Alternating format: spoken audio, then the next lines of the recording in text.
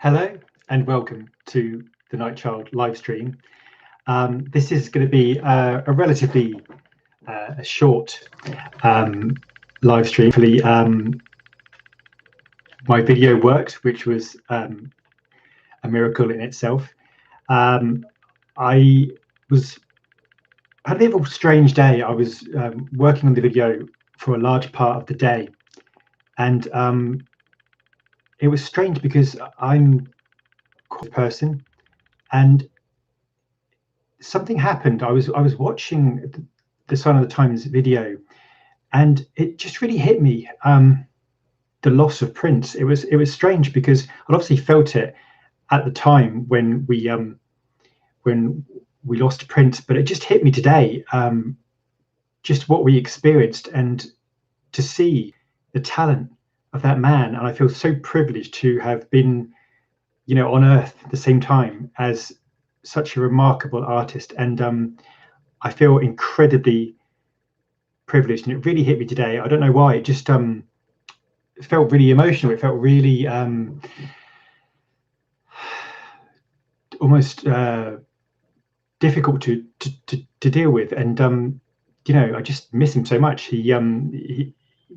You see the energy and the vibrancy in that performance, and the effort he put in, the talent he had, and it was just remarkable. Hello to Tony Delta Blues. Hello, and you've just listened to my video on Sign of the Times. Thank you. I was so worried. It seemed like a good idea yesterday, and then about 8 hours later today, I was thinking, I'm not going to get this done in time. It was just crazy. I was really thinking this is not going to happen, but thankfully it did happen just in time. I managed to get it uploaded not long before it had to be out there, so I was quite lucky in that sense. I don't usually tend to do videos that long, and I now have a great understanding of what Mr. Ants goes through when he does these monster videos, and my full respect goes out to him, because that was pretty a difficult day. But I was saying, I don't know, it just hit me today, just watching him spin and dance, and hearing people talk about him, and hearing people who work with him, and hearing Prince, the human, and hearing Kat talk about Prince, and Levi talk about Prince, and Susan Rogers talk about Prince. It just really was just an amazing experience. Purple Music, how long did the video take? Let's just say I was up until about sort of 11:30 last night, and it took all of today. It took about 8-9 hours. It became a bit of an obsession. But I want to thank everybody for watching. It really means the world to me, and I was really lucky just to kind of get this. And I really do think this is an amazing book. It just there's so much detail in here, and I love this bit. This is all the tickets of the time that the concert came out, and there's sort of the original promotion and things like that, and it's just really nice detail to see that. And I think that's a really good package. I was really surprised when I got this, the way it's been done, the attention to detail with it, and obviously this is just it's just such a beautiful set. It really is. And Martin's artwork obviously is just, it's amazing. He's done an amazing job. He actually put a video on his Twitter of him painting it, like a time-lapse video. So if you go to I think he's on Red Fox Bandit, if you go onto Twitter and look for Martin Holman, and you'll see him actually creating it sort of with in actual real time, which is really quite amazing. I heard it's quite difficult to get hold of now, but if you can get hold of one of these, then fantastic, because it is definitely it's just a remarkable package that they put together, and huge respect to Turbine. They've done a superb job with this, and I really do appreciate that. On a slightly less positive note, we've heard today that there is going to be another lawsuit regarding the most beautiful girl in the world. Now, this lawsuit is apparently being started by Warner Chappell, a division of Warner Music Group, and they are going to sue the estate for, it's rumoured, about $3 million. because it's claimed that a previous song bears a resemblance to The Most Beautiful Girl in the World. This has been rumbling on for a long time, and now they're trying to take this lawsuit to the estate. It is incredibly ironic that the track The Most Beautiful Girl in the World was the track that Prince it was the track that really changed things for Prince. It was the track that proved he could be an artist on his own without the shackles of Warner Brothers, without their promotion. He could do this as an independent artist. And this single, his only UK #1, was, completely career changing for Prince. Had it not worked, things may have been very different. But the fact that it became such a big worldwide hit was incredibly important.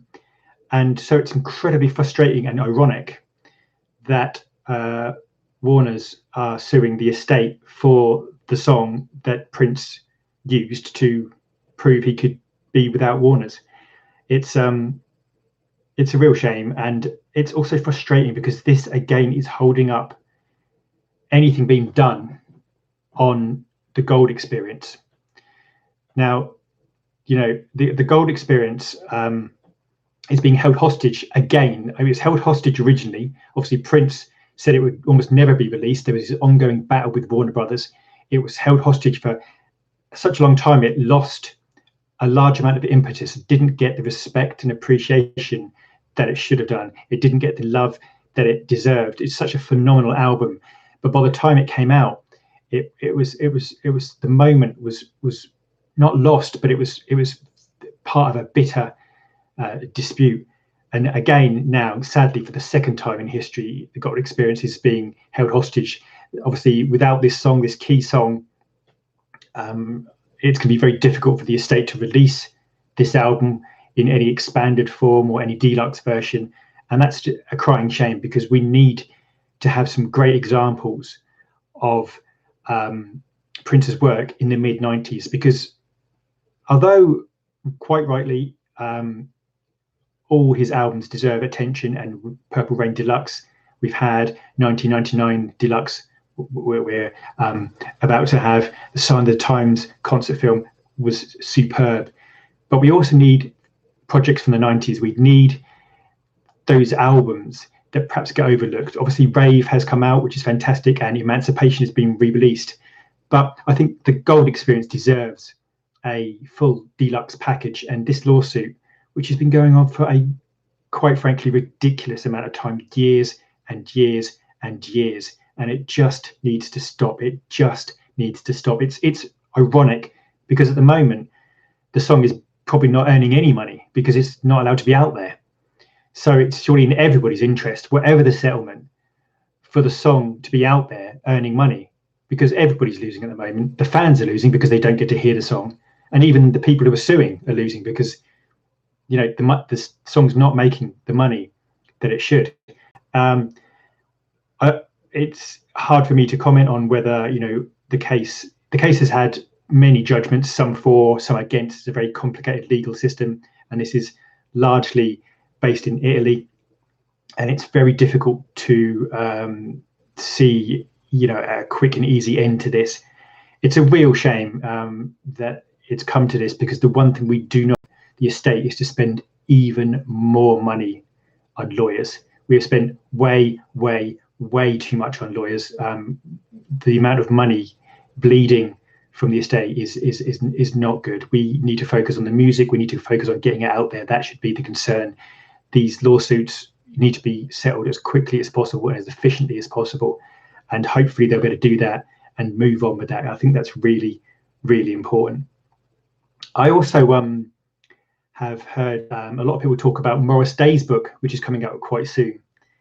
And I'm really quite looking forward to that, because I think Morris Day is quite a candid character.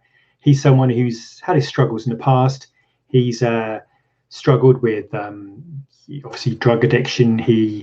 I feel a tremendous interest in Morris, because as his star was rising, as Purple Rain was reaching the apex and breaking through, he'd already left the camp, as it were, and he was sort of at that time going through the motions to know that he had already left and he'd already moved on. And it's to be really interesting to see how he felt about that and his years away and his solo work, and then coming back to head the Time, who gave amazing performance. I've seen them live, and they've got it. They've still got it. They really have. Just the swagger, the Morris Day bravado is still there. It's still, fantastic. So I really would be interested to see what Morris has put in his book. The strange thing is, from what I understand, although the book isn't out until the end of October, it appears that the audio version seems to be scheduled for 2 or 3 weeks earlier. So I'm not sure if that's going to come through or not, but certainly Audible have the audiobook 2 or 3 weeks earlier than the hardback release. Sadly, Morris Day isn't the narrator, but that would certainly be interesting to hear that. So I'm really keen to know what Morris thinks, and I'm sure it'll be humorous and an interesting book. Morris is certainly quite a character. I think also it's just, I want to say a big thank you to the Prince community. We've got some amazing channels at the moment. We really have. There's so many people doing so much great work, and they are really, helping Prince's legacy to such a great extent. And I really want to thank people for that. I think that everybody is doing their bit, and they're really trying to build this community and to get Prince's work up to the level it deserves, because it's not, I think, seen by enough people. It's not appreciated by enough people what a genius he was, and it's a shame people are missing out on so much. And hopefully the estate will also work with us more and more to achieve those things. It's also a time when I think that we as fans take a moment to realize how lucky we were to find this great artist. I am forever grateful from the age of 14 that I discovered Prince. I still have moments when I think, I wake up at night and I imagine him still there, sort of toiling away in Paisley Park and creating a new album, or about to sort of drop a new single. And I do miss the guy. I miss the guy tremendously. Today, for some reason, out of nowhere, it was really hard just watching him, full of energy and vigor in the Sign of the Times package. And I've got to say, there's so many projects coming out at the moment, and that's fantastic. I want the world to see what a tremendous artist it was. And watching that concert is just, if there's a better concert in the world, I have never seen it. It's just superb. Every attention to detail, the work rate, the ethic is fantastic. Maya Boca says, for your information, the Morris book releases October the 8th, audio, hardback, etc. That's good. I've seen it on Audible, but I've seen the later date on Amazon. So that's good. If it's the 8th of October, that's not long. So we're looking at a few weeks. If you go onto Amazon, you can actually read a few pages of the book. They've put it up there. So you can actually read a few pages of the book as a sort of sneak preview. And if you want to do that, some people don't. I understand they want to kind of have it fresh. But I think it's about, from memory, about 224 pages. And I think there's about 8 pages of black and white photographs. So it will be it will be interesting. Hello, Only One Jewelry. Hello. Pleased to see you. And Tony, you're quite right. It is grief, a great loss. I still remember where I was. I was on holiday actually when I heard about Prince's passing, and I didn't believe it because TMZ before hadn't been entirely accurate, and I didn't believe it. I thought they were wrong, and I just spent hours walking along a beach, just not speaking. And I couldn't say a word for hours. I railed against the kind of injustice of it all. It never crossed my mind that he wouldn't be there. He was like my funky older brother. He was the guy who had been there since I was 14. He was the guy who was my soundtrack to Girlfriends. He was the guy I looked up to for his work ethic. He was the guy I wanted to embrace, in the sense of the way he was so confident in what he wore, in what he did. He was a man who really knew himself and believed in himself and had that swagger, that confidence. And it's just, I always thought he'd be like, 90 years old, playing the piano, sort of just enjoying himself. And it never crossed my mind that he wouldn't be here. And it reminds me of that "When Doves Cry" line about being in a world so cold. And for some reason, it really hit home today that, it wasn't there. Obviously, I experienced the grief when it first happened. And then I kind of always tried to stop myself or bury that part. And it was really difficult because I just was struggling to deal with it. I was lost. I always looked to him for a guidance. I mean, on a personal note, my father left home when I was a teenager, and Prince was like a sort of, he was my role model. I didn't have really any male role models at that time, and he was my role model in the sense of, he created this whole world. He worked so hard. He was so talented. He did things his way. He determined that, he took risks. He decided that it wasn't all about money. It was about standing up for artists' rights. It was about doing what you love. And if you did that, enough people would see that and believe in that. And I think that that's the thing. Maya Bocker says that the loss of Prince hits hard and often. In a way, he was my silent girlfriend who understood the good times and bad.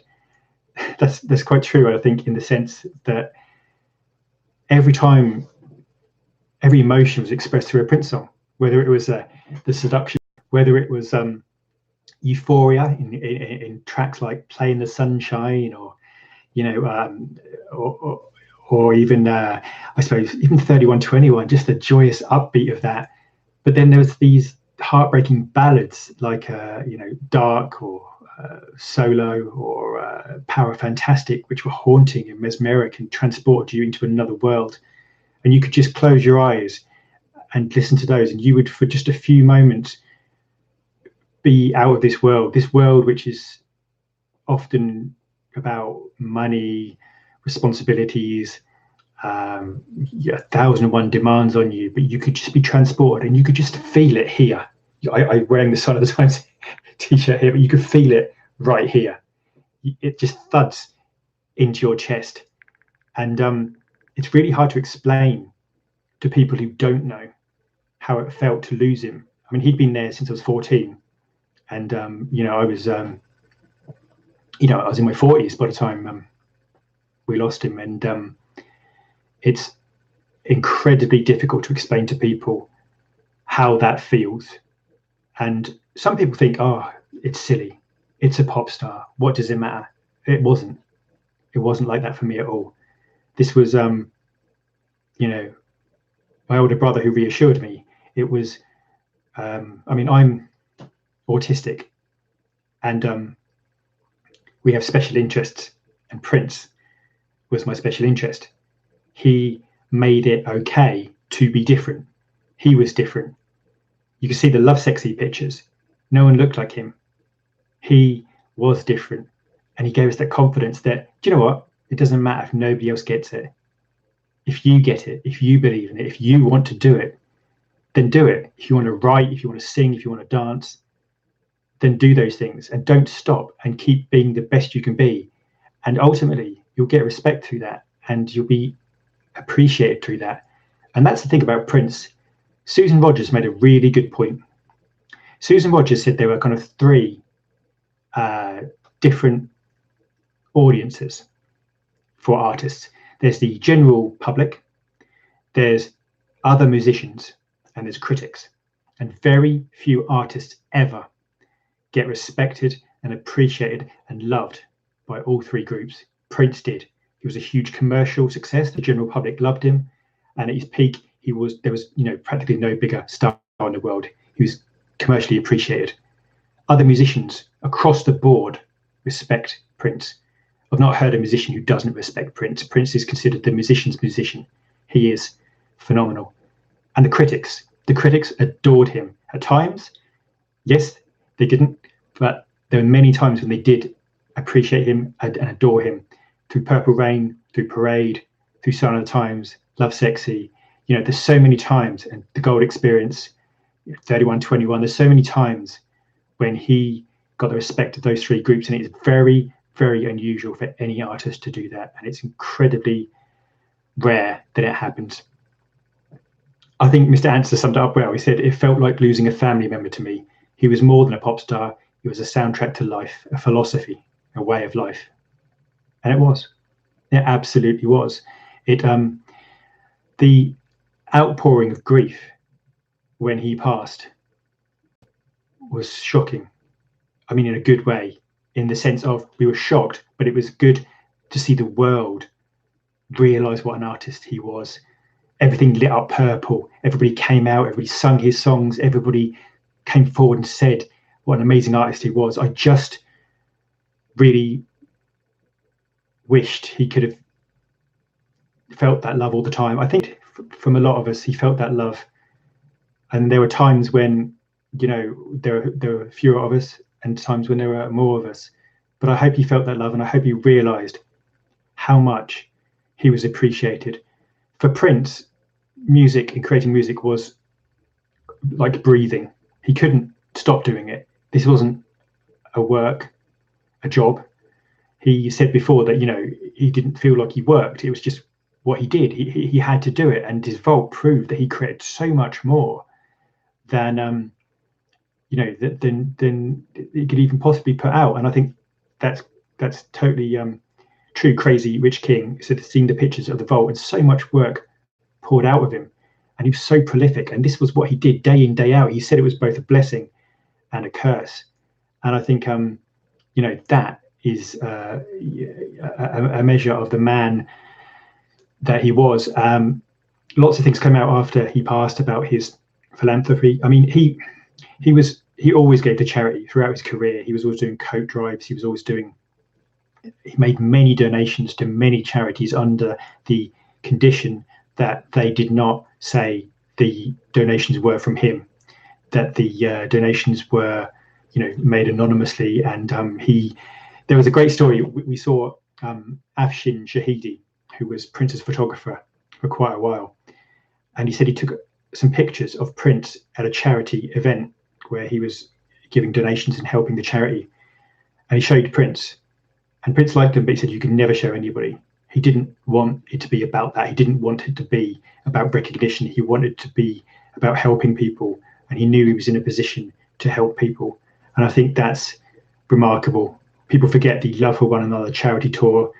They forget the times he's helped out so many people. And I think that's something that will live on. There are a number of charities which are carrying on his good work, and that's, you know, a really important thing that he did. I don't know why it suddenly hits you out of the blue, but it will just suddenly hit you with one song, and it will just hit you deep in your chest. I really feel that you know, it hurt, and people find it very difficult to understand, and I know it's difficult to understand. And people think, well, why, you know, why does it still matter? Why do you still miss him? And you play his music and he is there, and that brings an enormous amount of comfort. And to listen to that and to realize we've barely scratched the surface of what he did. I mean, the amount of videos in the vault, the amount of unreleased tracks in the vault, the amount of remixes, the amount of work in the vault is huge. And that's without seeing, you know, all the concerts he performed. He performed so many concerts to such a high standard in so many new and creative ways. And I really miss that. There's never been anyone like him, and, you know, there won't be again. And it's the world had a kind of frenetic energy when he was here. It was always exciting. You never knew what he was going to do next, particularly when he later went on Twitter, and you never knew what was going to happen. You never knew if there's going to be a concert that night. You never knew if there's going to be, you know, a new single in the morning. You just didn't know. And I really miss that. And some days you can listen to his music and just smile and forget, and it's just like he's there. And then other days it just hits you. And today has been one of those days. So sorry to make it so so somber. I'm usually really positive. It's something we don't talk about, I think, as much anymore, about the fact that we do miss Prince, and I appreciate that. Mr. Ant, you're so right. I've been so intensively working on this video today.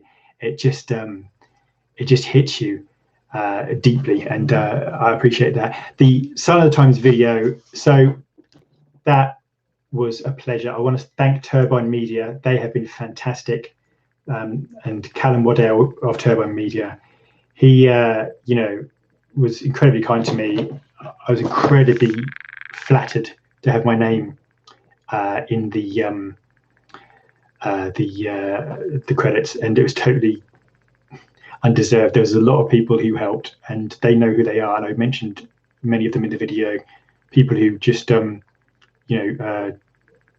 dropped everything and really used all their black book of content, of contacts they sort of have, knowing people's numbers and knowing who to call and knowing people's managers and agents, and they were fantastic. I really hope there's some more deluxe sets available. And I really want, I know this is the deal, this is the one-time sort of deal with the German distribution rights. I just hope the estate see this and say, do you know what, this is something the world would appreciate. This is something that I'm sure it's possible to do a deal and say, look, the world wants to buy this. This is practically sold out now. What does that say? That says something very deep, that people want this project, that people appreciate this project. And I just hope that possibly there's some way the estate can find to get this out there to everybody, because I think this would be a big seller and it would be very appreciated. And I'm sure it's something that can be done. So let's just hope that happens. Obviously, we've got 1999 coming up, which we talked about previously, and that's going to be amazing to see those unreleased, to hear those unreleased tracks, and to have that big package.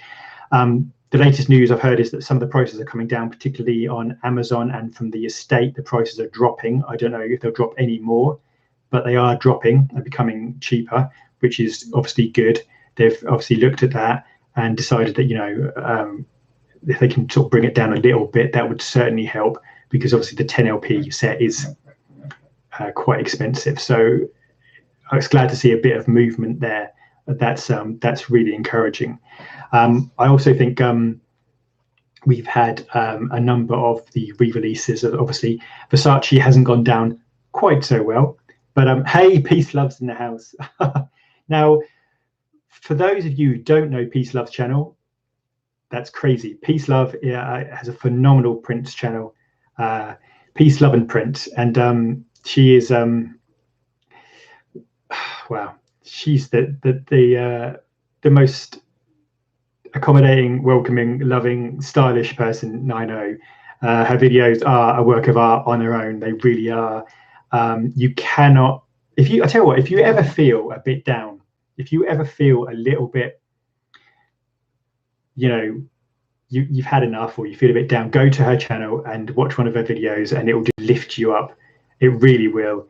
It will just make you smile, and it will bring your day, to a much better place. So do that. Watch her singing. Watch her talk about Prince.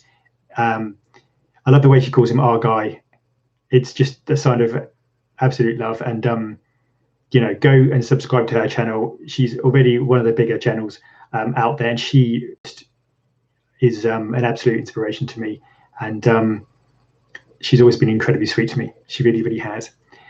Mr. Ants, obviously, you all know Mr. Ants. I'm sure everybody here knows Mr. Ants. Mr. Ants, World of Prince. He's amazing. As I said, I met him a few years back, and now he's producing some of the highest quality videos I've seen. Beyond the Purple was superb.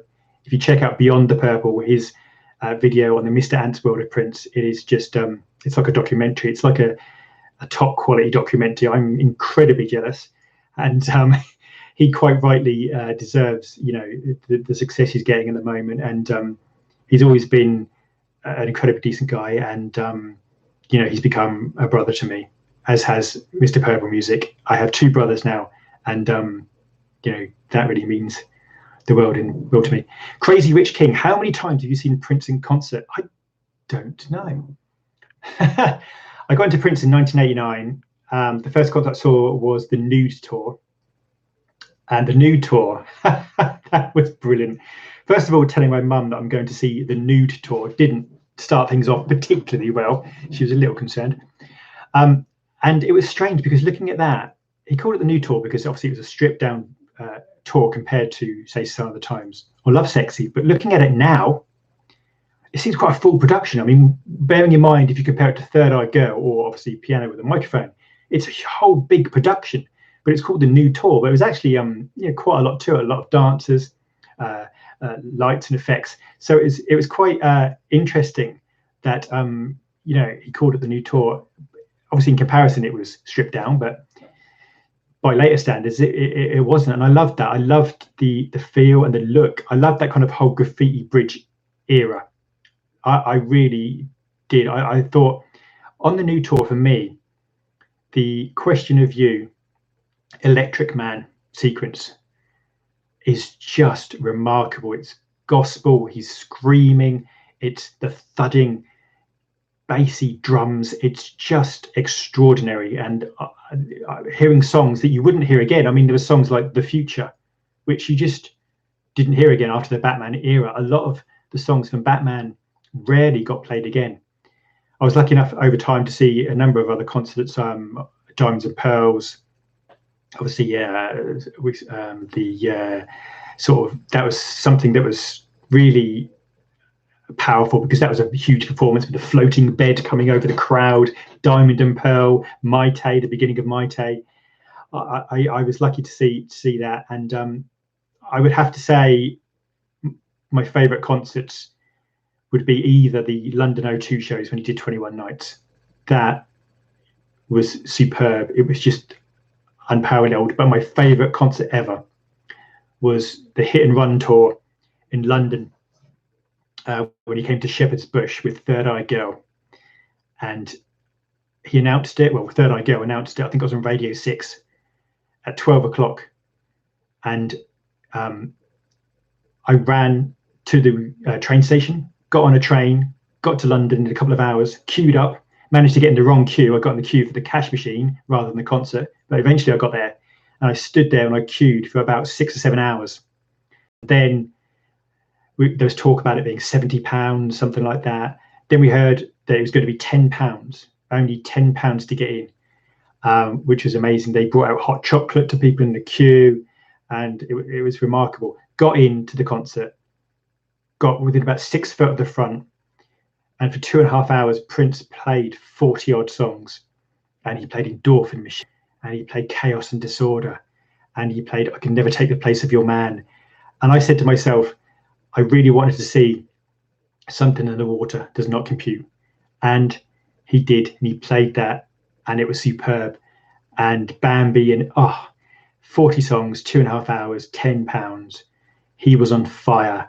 I was so close, and he handed out his guitar to the crowd. I was just the wrong side, unfortunately, but to see him, it was loud. I mean, it was loud. He was, the fiery guitars, him and Donna dueling, Ida Nielsen on bass, phenomenal. And then to see, obviously Hannah on drums, Hannah Weldon, and just, it was just remarkable to see this man who I'd seen all my life. And to see him, it really gave me a kind of flashback because he played Bambi, and he obviously at the time he had the afro haircut, and he was playing Bambi, a song from right at the beginning of his career, and it was almost like I'd seen him go. I'd almost seen him at that time almost. It was hard to explain, but I absolutely adored that. And for £10, the 21 Nights as well was phenomenal. In £31.21. You can't complain about that. The after shows at Indigo, it's just a phenomenal ride I've been on, and had I had my time again, I'd have probably gone to a lot more. I went to the ones I could afford to go to, and I think you always want more. That's why I kind of cherish everybody who shares concerts on Facebook and YouTube. And I know Prince wanted to be paid for those on YouTube, but I love seeing them. I really do appreciate that, and to see those concerts. It just, I love it, particularly ones obviously before I became a Prince fan, because you know, it's just remarkable. I wish the Third Eye Girl concert had just been released. There's clips of it, obviously the Chaos and Disorder, and you think it's crystal clear, clarity, real quality, HD. So please get that out there. It is just superb. I would, you know, love to see that. I really would. And Lecram66 said, in Rotterdam New Tour, the Question of You, we flashed our lighters on the beat, making huge waves towards the stage in a big stadium. It's true, you don't see that anymore. One of the things when I was watching the Sign of the Times tour was the lighter flicked on and off, and obviously you don't see that anymore. The closest you ever see now is, I suppose, mobile phone lights, but you don't see that anymore. And the atmosphere was phenomenal. And the times Prince went off stage and people called him back, and he'd come back and do more and do more. And it was just, you know, really remarkable. I think, you know, to be, if Prince was just a guitar player, he would have been superb. If he was just a singer, he would have been a genius. If he was just a pianist, he would have been amazing. Just a bassist, just a drummer. But he was all these things, and a songwriter, and a businessman, you know, and his fashions, his designs, his creativity. It's just amazing. It's made me smile. I want to thank everybody at the moment, because you actually made me smile today, and I really appreciate that. It's just really an absolute blessing to know you're not alone. When I was at school, I was the only Prince fan. There was no other Prince fan. No one at my school was interested in Prince at all. None. And that's, you know, a real strange time, because you're listening to Prince music and no one else is, and you're listening to it on your headphones in those days with a tape and a Walkman, showing my age now. And it's fantastic when I got on the internet and realized there's a whole community of people out there across the world. There are people from America, people from Holland, Belgium, you know, France.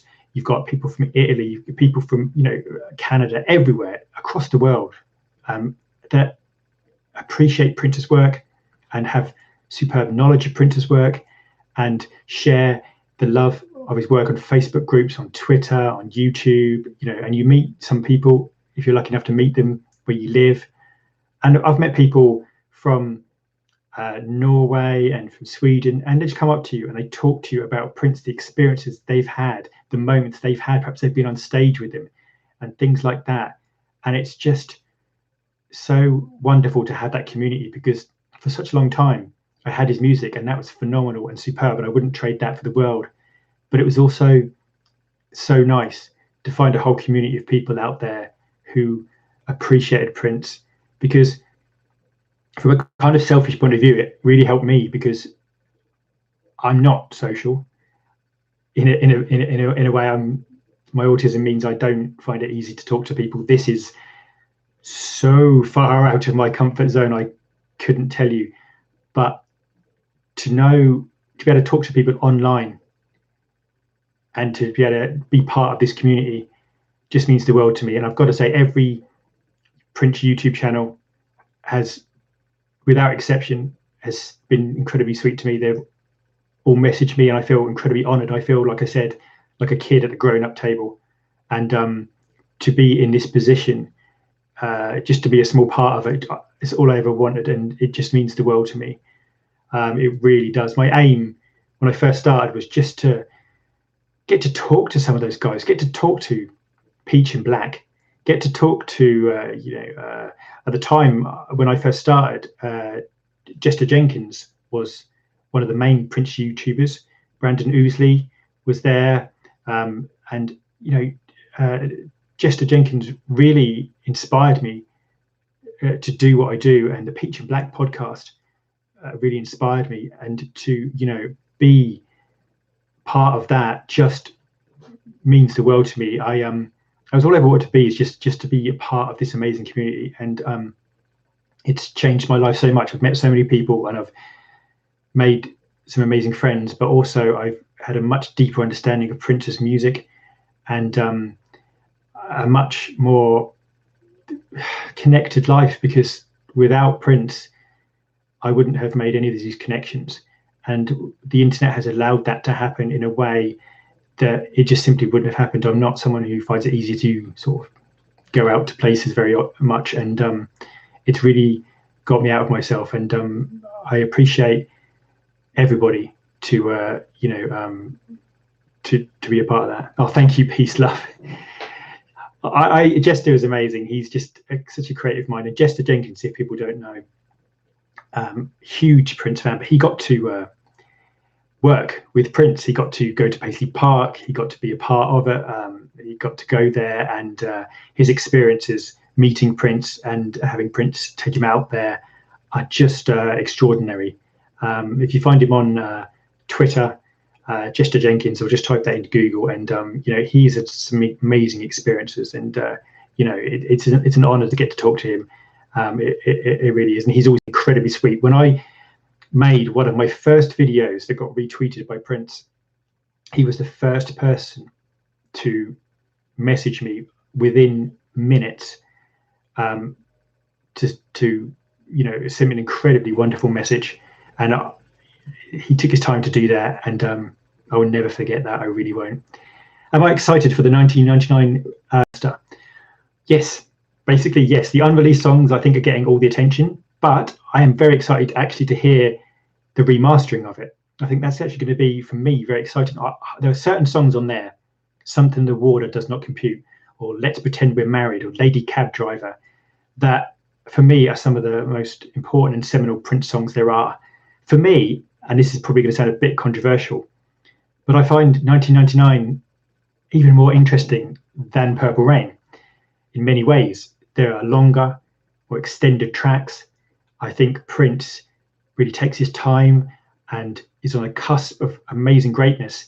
And I think that 1999 has so many interesting facets, so many areas and discussions and things you can read into it, and things you can understand and appreciate, that in some ways I think it's actually one of Prince's most interesting projects. The author Scott Woods, who wrote an amazing Prince book called Prince and Little Weird Black Boys, is the author Scott Woods, he calls it Prince's most Prince album, and he's right.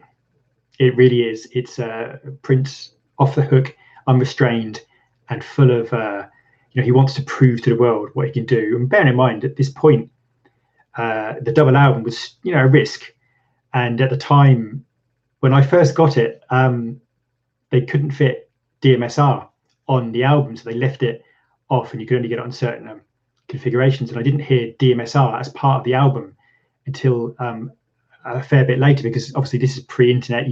Nowadays you can just go on Google and find it, but then you had to find a friend who had one or had a tape, and it's just it's just amazing. I really think 1999, the unreleased tracks are going to be so interesting, and I really hope that the remastering is done to a good job, good standard. I understand is it Bernie Grundman? If it is, then I'm sure the remastering will be fantastic. I am very excited by that. I think this is more the kind of thing we want in terms of the size. You can always want more. You can always want another concert, or for them to clean it up even more, but there are certain limits to the technical abilities. But I really, really hope that this is the side of things to come. I would love to see a Love Sexy Black Album deluxe package. Imagine Love Sexy, the good, the light, the ethereal, the joyous, the spiritual, and on the other side, the dark, the sexy, the sensual, the kind of libido-driven grittiness of the Black Album. That would just be fantastic. And you could put that in a box set, this juxtaposition of black and white, dark and light, and to put it together, and you can include, obviously, like as Crazy Rich King says, the videos. Ingrid Chavez's album, you could create all the work. There's lots of work around that time that still hasn't been released. And obviously I still hope for a deluxe Sign of the Times CD or vinyl. I really do, because first of all, that album needs remastering probably more than any other album. It really genuinely needs to be remastered, because it deserves to be heard in the most pristine version possible. But secondly, how interesting would it be? I mean, how would you deal with the Sign of the Times album? What would you include? Would you include original configurations? Would you include Dream Factory, Camille, Crystal Ball? What are you going to include? What tracks do you consider to be that era? What tracks would you put in? Because there are so many. You could have a huge 40 to 50 track monster. You really could. And there are other concerts, including the legendary New Year's Eve concert when Miles Davis made an appearance. And I think that that would be really interesting to see. The Love Sexy concert I have on VHS, and having that on a DVD or Blu-ray would be absolutely superb. But there's so much around that era, so the Love Sexy, Silent Times era. But then we also, I'd like this for every album. Every album is fascinating. Every album has outtakes. Every album has B-sides, performances, live cuts, things like that. And to include those and things from the particular era, such as posters and photographs, would just be absolutely fantastic. I think that's something that I really, really hope does happen, and hopefully that will be a thing. I also really hope that this is a sign of things to come, that this ramping up of projects means that they realise that there are lots of people interested in Prince's work and there's lots of demand for it. I'd like to give a shout out to Rocket Pool. Rocket Pool are a UK company who are doing tremendous work stocking lots of Prince items at the moment. I just picked up their the DVD set with the three DVDs, and their delivery, their service is second to none. They really do listen to the customer, and they really listen to Prince fans and work out what they want and try and get the best price they can for it. I think that's a really, really important thing. I also think hopefully Prince, now he's on streaming platforms, lots of people will pick up on that. I know Prince wasn't a fan necessarily of those because he didn't feel they paid artists well, but I think for the estate it's really important that they have this income, because the problem is Prince, as we all know, was the greatest live performer, and he made almost insane amounts of money through touring. He made 20 odd million from the 21 Nights and 40 million from Musicology, and he could command 2 to 5 million a night. They don't have that income anymore, so it's really important they tap these other streams and they look at these other ways of bringing in revenue and bringing in money from YouTube clips. We talked about that before. The YouTube channel needs to be used a great deal more. They really, really need to put a lot more videos out there.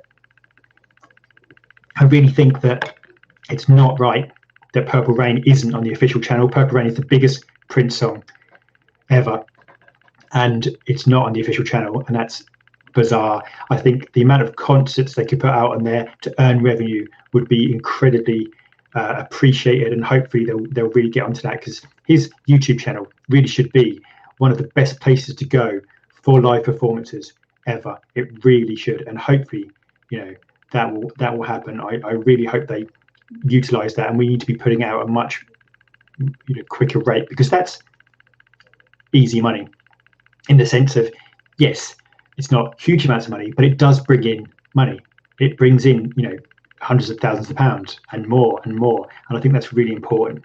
And also it gets the word out there. If one person sees one clip and they go, oh, I like that, what else have they got? And they find more and more, and they become Prince fans. So I really do appreciate that.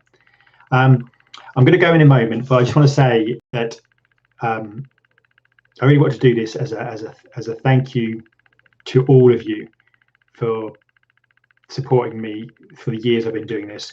And I've started off not knowing anything, and I still don't know much, but I do appreciate the connections I have with the people in the Prince community, and I am incredibly to get to do what I do.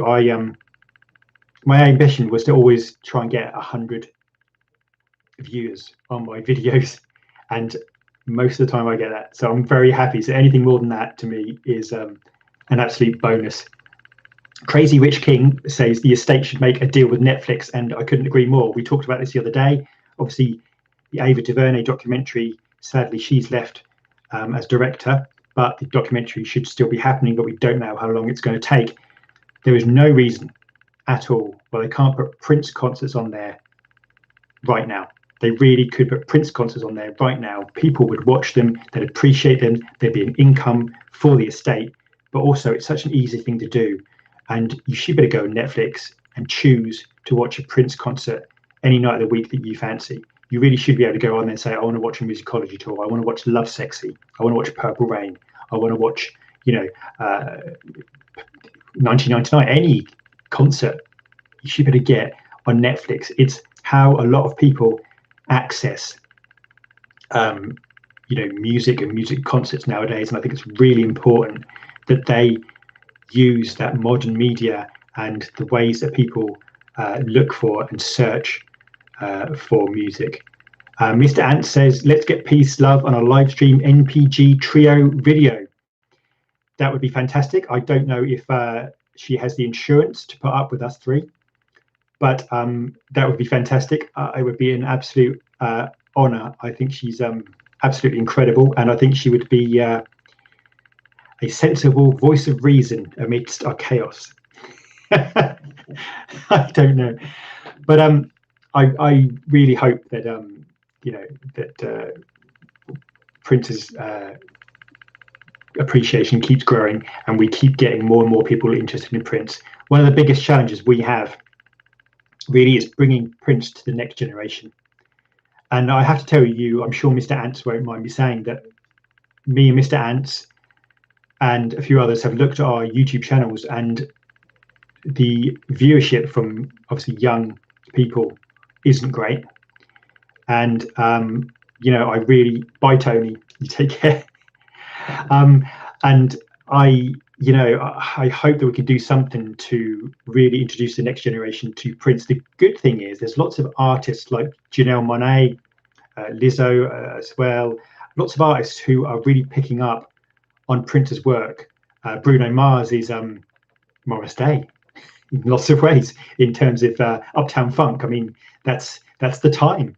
And I think that that is something that is really crucial to keep Prince in the public eye. And Janelle Monáe is a phenomenal artist, and I think that we want to see that influence in the next generation. We want to see that next generation pick up and appreciate Prince, and it's really important that we find them where they are, whether that's on Netflix, whether that's on YouTube, whether that's on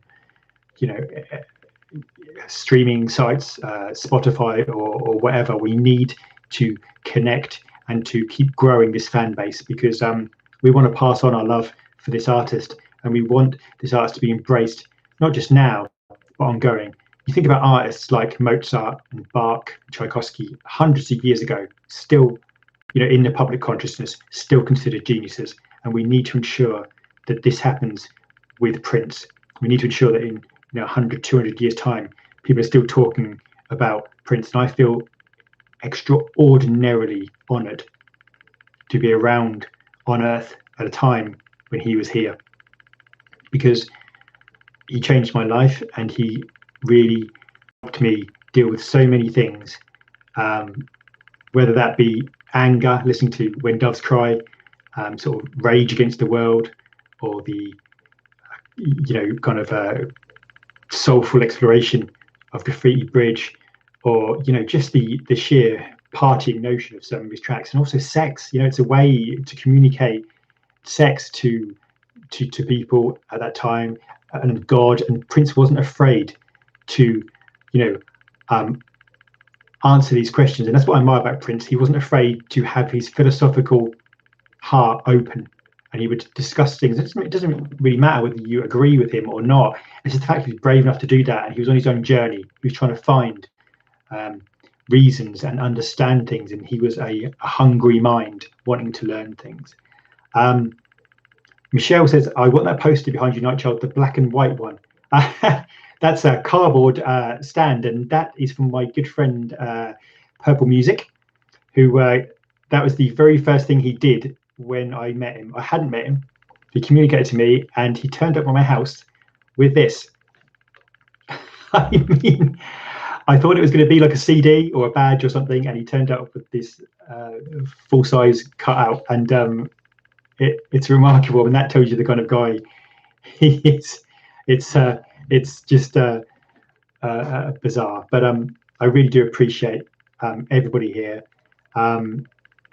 Hopefully this hasn't been too bad, and certainly hopefully in the future, if there's any sort of demand, I'll do the odd one here or there, and hopefully the NPG trio will be back shortly, and hopefully get a chance to see the Sign of the Times video I made tonight. If you can share it anywhere, I would really appreciate it. Anything like that, leave a comment under the video, that would be fantastic. I really appreciate that.